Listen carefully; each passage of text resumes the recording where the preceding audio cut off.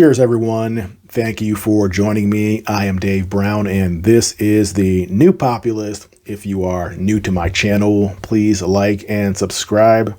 Well, Ron DeSantis went on Piers for a long 1-hour interview. It is becoming clear that at some point he will declare his run for president in 2024 in the Republican Party. Now, of course, the frontrunner is Donald Trump. But there are a sizable amount of Republicans, never Trumpers, establishment types who would prefer a Ron DeSantis. Now, I do like Ron DeSantis. On domestic issues, he has been pretty good. In Florida with critical race theory, with the pandemic, with some of this gender ideology being taught in schools. But my one hesitation was on foreign policy, because in the past, he has said things that sound very neoconish. He compared Russia to a gas station, which is something that John McCain did back in 2014. Listen to what he said 1 year ago.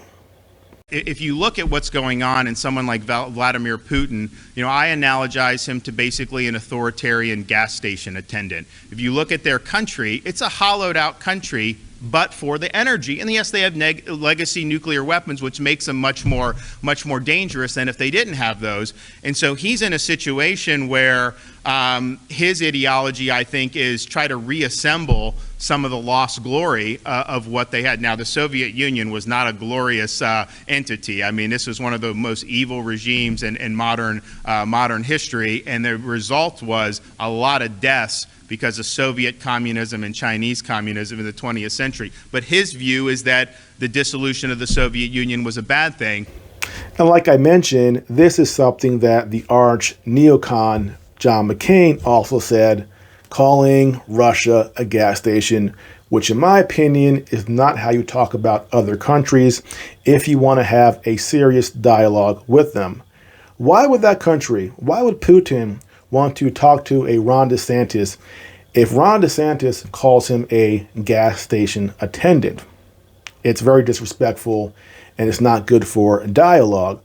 So on foreign policy, Ron DeSantis has a lot of questions. Now, recently, Tucker Carlson had the questionnaire for all the Republican candidates asking them about Ukraine. And in this questionnaire, Ron DeSantis didn't sound too bad. Let's go quickly and recap exactly what he said. While the U.S. has many vital national interests, securing our borders, addressing the crisis of readiness within our military, achieving energy security and independence, and checking the economic, cultural, and military power of the Chinese Communist Party, becoming further entangled in a territorial dispute between Ukraine and Russia is not one of them. The Biden administration's virtual blank check funding of this conflict for as long as it takes, without any defined objectives or accountability, distracts from our country's most pressing challenges. Not a bad statement. One thing I don't like, he's deflecting to China and making that our new enemy. But besides that, what he says there, it's fair. He goes on, without question, peace should be the objective. The U.S. should not provide assistance that could require the deployment of American troops or enable Ukraine to engage in offensive operations beyond its borders. F-16s and long-range missiles should therefore be off the table. These moves would risk explicitly drawing the United States into the conflict and drawing us closer to a hot war between the world's two largest nuclear powers. That risk is unacceptable. And he's right. My fear is a confrontation between NATO and Russia that turns nuclear, because that would be the end of the world. He continues, a policy of regime change in Russia, no doubt popular among the DC foreign policy interventionists, would greatly increase the stakes of the conflict, making the use of nuclear weapons more likely. Such a policy would neither stop the death and destruction of the war, nor produce a pro-American, Madisonian constitutionalist in the Kremlin. History indicates that Putin's successor in this hypothetical would likely be even more ruthless. The cost to achieve such a dubious outcome could be astronomical. The Biden administration's policies have driven Russia into a de facto alliance with China because China has not and will not abide by the embargo. Russia has increased its foreign revenues while China benefits from cheaper fuel. Coupled with this intentional depletion of the Strategic Petroleum Reserve and support for the left's Green New Deal, Biden has further empowered Russia's energy-dominated economy and Putin's war machine at America's expense. And yes, China and Russia are joining together, which is not good for the United States, and it's all our fault. We did it, not them. We forced them together. He goes on, our citizens are also entitled to know how the billions of U.S. taxpayer dollars are being utilized in Ukraine. We cannot prioritize intervention in an escalating foreign war over the defense of our homeland, especially as tens of thousands of Americans are dying every year from narcotics smuggled across our open border and our weapons arsenal, critical for our own security, rapidly being depleted. Now, when I read this statement from Ron DeSantis, I said, sounds good. It sounds like he's moving away from the neocons. But unfortunately, the neocons, the foreign policy establishment, has a very strong grasp on our politicians. And when they wander away, they get pulled back. Just think, Barack Obama, he won the Nobel Peace Prize, and he was the droner-in-chief. He droned the crap out of the Middle East. So even though he ran on peace, once he got into the White House, he turned 180 and became just another war hawk, another person starting wars in the Middle East. And then you look at Trump. Trump was able to not start any new wars, but he was constantly being pressured to do something in the Middle East. When Iran shot down that drone, they said, you got to bomb Iran. And they had the planes in the air, but thankfully at the last second, Trump said, I'm not doing it. Pull them back. And when he did that, his national security advisor, John Bolton, freaked out, lost his mind, and eventually left the administration and wrote nasty books about Donald Trump. And anywhere he can go, any interview he can give, he would go do so he could trash Trump. And that just, again, shows you the power of our foreign policy establishment. So keeping that in mind, we have this interview with Piers Morgan. And unfortunately, it looks like Ron DeSantis is starting to slide backwards just a little bit. Now, I want to play this interview and stop it and break down some of the answers because they are interesting. Here's the first part. I want to talk to you about another war, Ukraine. I was quite surprised, I'll be honest with you, by what you said last week about Ukraine, describing it as a territorial dispute. It's picked up a lot of blowback, as you know. Only surprised because of your military background and because you were on record as supporting helping Ukraine after the invasion of Crimea. Do you regret actually just using that one phrase? I'm going to stop it right there. I like how Piers Morgan says, I was surprised to hear you say that. What he's actually saying is the foreign policy establishment didn't like what you said. Do you want to clarify this? That's what Piers Morgan is really saying. But let's continue and hear Ron's answer. Well, I think that it's been territorial dispute. I think it's been mischaracterized. Obviously, Russia invaded that. That was wrong. They invaded Crimea and took that in 2014. That was wrong. What I'm referring to is kind of where the fighting is going on now, which is that western border or eastern border region, Donbass, and then Crimea. And you have a situation where Russia has had that, I don't think legitimately, but there's a lot of ethnic Russians there. So that's some difficult fighting. And so whatever, the conflict area, that's what I was referring to. Let me stop it right there, the invasion of Crimea, because this is an important point that we need to understand better. Back in 2008, two things happened. One, George Bush mentioned that he wanted to bring Ukraine into NATO. And also, we had a memo from the Russian ambassador at the time, William Burns, the current director of the CIA. And he wrote in a memo talking about Ukraine and NATO and how this might provoke a reaction from Russia. Here's exactly what he said. NATO enlargement, particularly to Ukraine, remains an emotional and neurologic issue for Russia, but strategic policy considerations also underlie strong opposition to NATO membership for Ukraine and Georgia.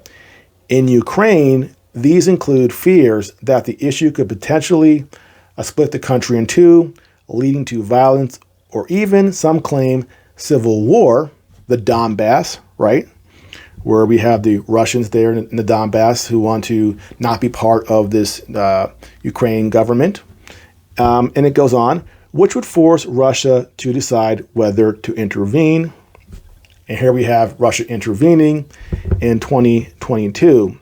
Now, as for the Crimea, why this is important. Crimea has been a strategic military or naval base for Russia since the 18th century. So when George Bush said, hey, we want to extend NATO into Ukraine, that had Russia's antenna go up.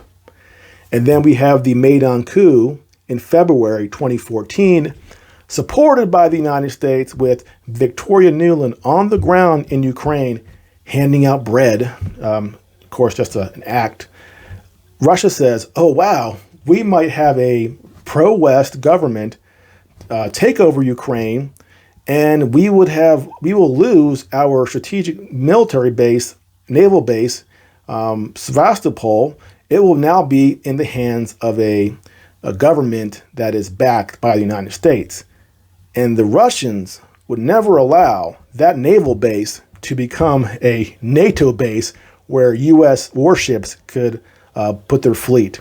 And so when the Maidan coup happened and the Russian-friendly president was chased out, immediately Russia goes into Crimea and invaded it and annexed it.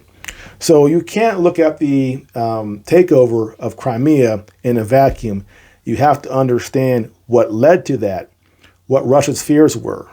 And when you actually follow the timeline, it makes sense why Russia took back the Crimea. Let's continue. And so it wasn't that I thought Russia had a right to that. And so if I should have made that more clear, I could have done it. But I think the larger point is, okay, Russia has not shown the ability to take over Ukraine, to topple the government, or certainly to threaten NATO. That's a good thing. They've been weakened. You now have the fighting in those areas. I just don't think that's a sufficient interest for us to escalate more involvement. I would not want to see, American troops involved there. But the idea that I think somehow Russia was justified, and that's nonsense. I mean, I was in Ukraine interviewing President Zelensky last summer. What I was struck by was the utter resolve of the people there, which I suspect would be exactly the same if somebody invaded any part of America, which was not to give Putin an inch, not an inch. In fact, they wanted Crimea back.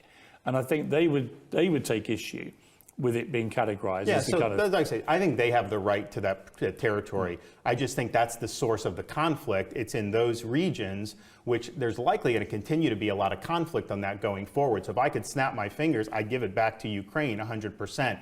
But the reality is, what is America's involvement in terms of escalating with more weapons? And certainly ground troops, I think, would be a mistake. So that was the point I was trying to make. But Russia was wrong to invade. They were wrong to take Crimea. What's your view of Putin? Look, I think he's got grand ambitions. I think he's hostile to the United States. But I think the thing that we've seen is he doesn't have the conventional capability to realize his ambitions. And so he's basically a gas station with a bunch of nuclear weapons. Again, we have this comment that Putin is a gas station attendant. Again, not a way you talk about other leaders. And he points out Russian aggression. Wow, Russian aggression. What about the United States arming Ukraine for the last 8 years? Is that not aggression? What about George Bush saying he wants to expand NATO to Ukraine, right to Russia's border, knowing how sensitive this is to Russia? We've known since 2008, 15 years, that Ukraine was a huge issue for Russia as far as their security. And we pretend that it doesn't exist, that everything we do is good. There's no bad intentions here. We're not trying to encircle Russia. We're not trying to attack Russia. No, we're just giving weapons to the Ukrainians because they want to defend freedom and liberty. And it's a joke. We specifically say, we openly say in the papers from our think tanks, here is how we want to destroy Russia. Yet we talk about Russian aggression against the United States. It's laughable. And the last thing is this idea, he's alluding to Putin's grandiose ideas of expanding the Russian empire. And there's, again, this false narrative that Putin wants to restore the Soviet Union. He does not. He said that the fall of the Soviet Union was tragic, not because the Soviet Union was good, but because it caused untold pain and suffering for all the people who were part of the Soviet Union. From that aspect, it was a tragedy, but he's not trying to restore the Soviet Union. He isn't. Let's keep going. And so for us, one of the things we could be doing better is utilizing our own energy resources in the United States. We could be permitting natural gas pipelines from Marcellus, doing a lot in Alaska. That's where he gets all his power, and obviously he's influenced Europe by having so much energy. So the way to hit Putin is to hit him with energy.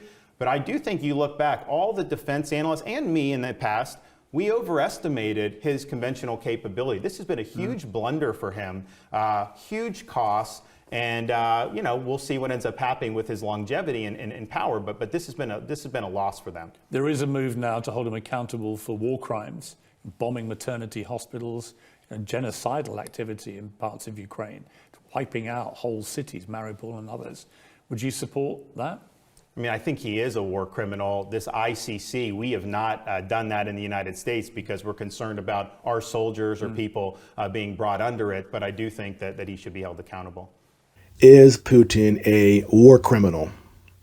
I would submit that he is no more a war criminal than George Bush or Barack Obama.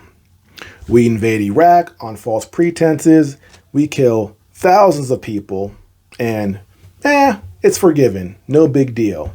We destabilize Libya, cause that country to collapse. No big deal. We move on. So again, we have this glaring double standard when we call Putin a war criminal and completely ignore the actions of the United States and our very destructive foreign policy. How does it end the Ukraine war, do you think? That's the thing. I mean, I think I think those regions and the border in Crimea, I think are likely to be a stalemate for quite some time. And, unfortunately, a lot of people will end up dying if that's the case. But I do not think it's going to end with Putin being victorious. I do not think the Ukrainian government is going to be toppled by him. And I think that's a good thing. One of the issues about it was, people were saying, okay, well, what happens if China decides to invade Taiwan, which may well happen in the next couple of years? If they do, is that also a territorial dispute? The thing with territory is just that's where the fighting was. There's not as fighting on the western side, and you have situations where there's ethnic Russians there, and it's a messy situation. But Russia did not have a right to go into Crimea or to go in February of 2022, and that should be clear.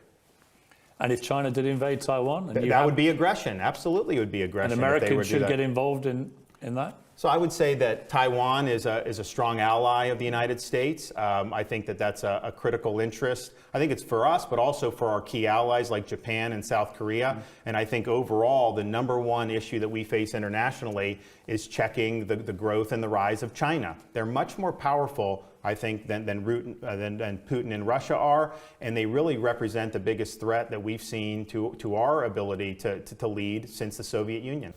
So he ends this interview by saying two things. One, that the situation in Ukraine is messy because of the ethnic Russians in the Donbass. And I don't think that really aptly describes the situation there. It's very complicated.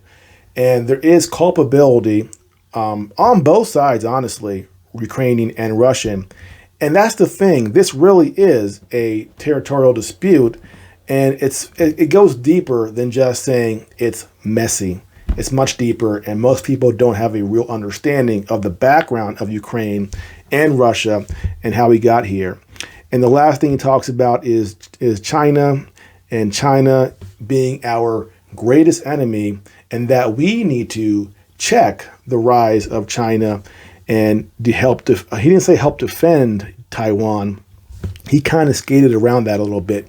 He didn't want to say that, but certainly he made it clear that China is our biggest enemy, our biggest threat, and that's where our focus needs to be. So we go from one problem, Russia, Ukraine, and we're jumping into the next one, China, Taiwan. And again, I'm glad he is not as bad as some neocons as far as foreign policy, but you can see him there. He wants to be a neocon, but I think he understands Trump populism. He understands that there are a lot of Republicans in the base who do not want these wars to continue. So he's being very careful to walk that line, to give Trump supporters enough to perhaps vote for him, but not piss off the neocons and the foreign policy establishment in Washington, D.C. He's walking that line. And I would like to see someone be brave and just say what you think. Don't try to thread the needle. Advocate peace, advocate understanding, negotiation, talks, advocate less war, not more war, not, hey, this person is doing well over here. We need to check their power. We need to check their rise. Like it's a zero-sum game. That's how we treat our foreign policy in the United States, a zero-sum game where anybody else who does well, we immediately think it's our job to knock them down. And we have to change that way of thinking because the United States as the sole superpower, those days are over. And I say that as an American. I don't want to see America lose influence in the world. But sometimes things are outside your control, and there are other people out there, other countries who want to have influence as well. And you can't just, hog it all and push everybody around forever. So I advocate dialogue. I advocate leaders sitting down and talking to try to find some peaceful solutions, because the world is only getting smaller. And if we do not get along, we are going to destroy ourselves. And that is my biggest fear. Well, that's it for now. Again, if you are new to the channel, please like and subscribe, and I'll see you next time.